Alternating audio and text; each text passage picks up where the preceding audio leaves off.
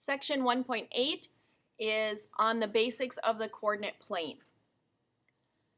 In algebra or in your past math classes, you've learned how to plot points on the coordinate grid. You know that that the x goes left and right, and that the y goes up and down. So if I was going to plot the point for A, or if I was going to find the coordinates for A, I'd count how far it goes over. It goes over 1 in the positive direction, and then it goes up 1, 2, 3, 4. So point A is at the coordinates 1, 4.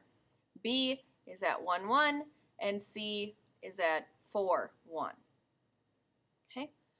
Now, in geometry, we're not so concerned about where the points are so much as we are the distances between them. And if you'll notice, we have 3 points here that make a triangle. That's where our geometry is going to start to come into play. So if I wanted to know how long, notice that there's not a segment symbol over the top. So what I'm asking for is the distance from A to B. How long is the segment that starts at A and ends at B? Okay. So how long is this segment? We would say it's 1, 2, 3 units long. So we would say the distance from A to B is 3. The distance from B to C, we would simply count 1, 2, 3 spaces, so that's 3 units long. Okay, so the distance from A to B and the distance from B to C are simple to count. But what about the distance from A to C? A to C goes diagonal. The distance across the center of a square is not the same as our units on the sides of the squares. So we can't just count those as 1 unit. Those are bigger than 1 unit. So instead of being able to count those like we did horizontal and vertical lines, we have to use a formula to find that length. Okay? Now, in order to use that formula, you have to know what the endpoints are. So we're going to use A being at 1, 4 and C being at 4, 1 in order to find the length. Okay? Let me introduce you to the formula. It looks a little scary, but don't panic. It's okay. Okay, this is the formula that we're going to use. It's called the distance formula. Okay, it allows us to find the distance between 2 points. It's actually based on the Pythagorean theorem, the a squared plus b squared equals c squared theorem. Notice it's got a value squared plus another value squared.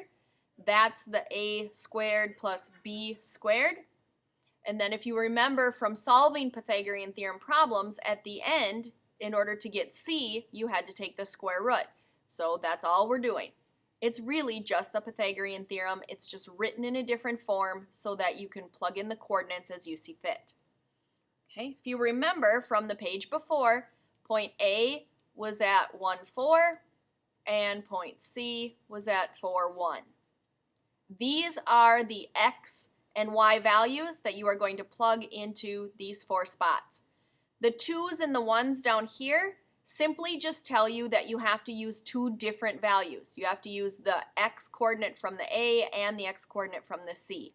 So you don't take 4 minus itself. You have to use both coordinates. Okay, that's all that those 1's and 2's mean. So if I was going to do this, I would say, okay, I'm taking the difference, I'm subtracting the difference between my x's. The difference between 1 and 4 is 3. And I know some of you are thinking, okay, do I take 1 minus 4 or 4 minus 1? In the case of the distance formula and the Pythagorean theorem for that matter, it doesn't matter because what you're going to do with that value is square it. And when you square it, it doesn't matter whether you take positive 3 or negative 3. When you square it, it's going to turn positive. So for the sake of the distance formula, it really doesn't matter. All you're looking for is what's the difference between those 2 numbers. So that makes it a little bit easier. And then you're going to do the same thing with the y values. Take the difference between your y values. Well, the difference between 1 and 4 in our y values is also 3.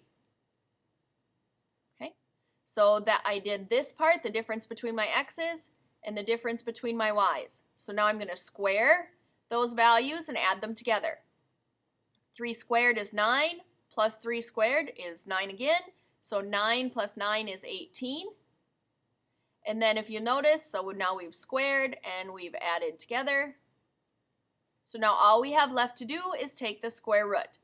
So the distance from A to C would be the square root of 18. Now we are going to spend some time in other sections learning different ways that we can write the square root of 18. But for our purposes today, we're simply going to put the square root of 18 in our calculators and get approximately 4.2 units. Okay. That's how you use the distance formula. The main thing is getting your two coordinates, your two endpoints, and then finding the differences between those values.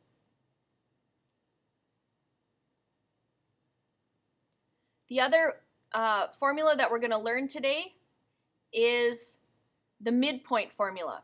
The midpoint formula, if I go back to my coordinate grid, the midpoint formula will give us the point that's in the very middle between our two values.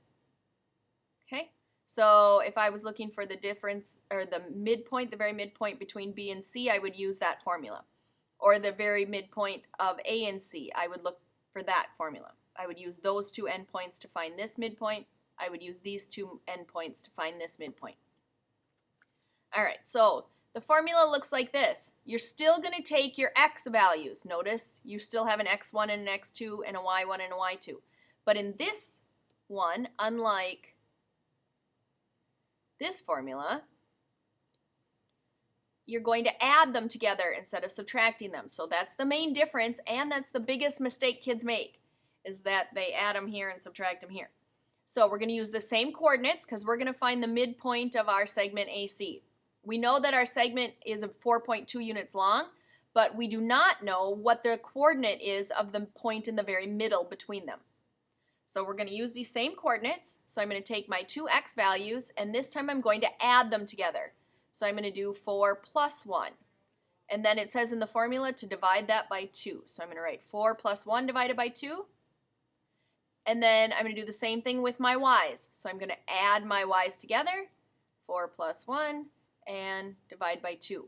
Notice that this is written in coordinate form. When you get done, you're going to have coordinates. You're going to have a new x coordinate and a new y coordinate, because that will be the point that's directly in the middle of these 2 points.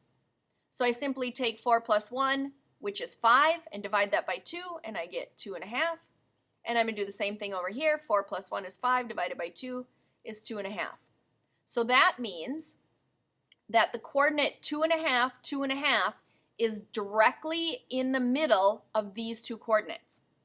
Now, if I would happen to go back and look at the screen here, let me erase the ones I started to make there. And now let's go out. 1, 2, 2.5 over, and 1, 2, 2.5 up. Notice that that's exactly where that point goes. 2.5 and 2.5 are the coordinates of the midpoint. All right, so those are the two formulas that we're going to be practicing today.